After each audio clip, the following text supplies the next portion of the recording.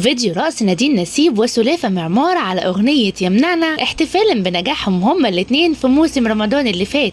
احتفلت الفنانة نادين نسيب والفنانة سلافة معمار بنجاح مسلسلهم هما الاتنين في رمضان 2024 ورقصوا على أغنية يمنعنا لمصطفى حجاج. ورقصت نادين نسيب وسلافة معمار وظهرت قدامهم تورتة كبيرة مكتوب عليها مبروك 2024. قدمت نادين نسيب مسلسل 2024 وشخصية النقيب سما، وشاركت سلافة معمار في رمضان 2024 بمسلسل ولاد بديعة.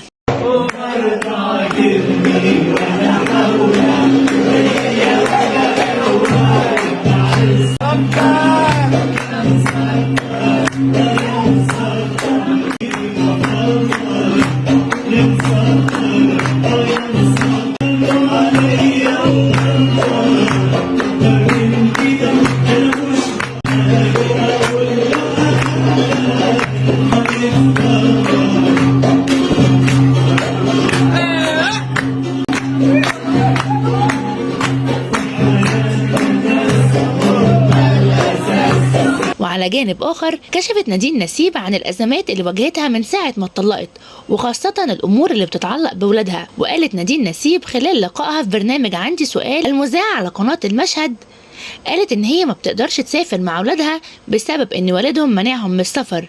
بالتأكيد قالت إنها مش هتخطف ولادها، ولكن حياتها كلها في لبنان لكنه منع سفرهم معاها عشان هي في شخص في حياتها، ولكن هي لو سابت الشخص ده هتاخد كل اللي هي عايزاه.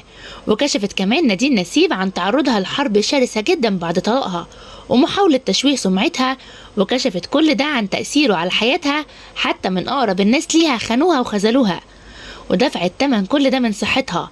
وقالت كمان إن بقى عندها مشكلة كبيرة في حياتها، حتى الأدوية أثرت على شكلها وعلى وزنها، وبسبب الشائعات اللي بتتكتب عليها على كل مواقع التواصل الاجتماعي ما بقتش بتفتح أي حسابات لفترة طويلة. تفتكروا نادين نسيب تستاهل كل ده ولا لأ؟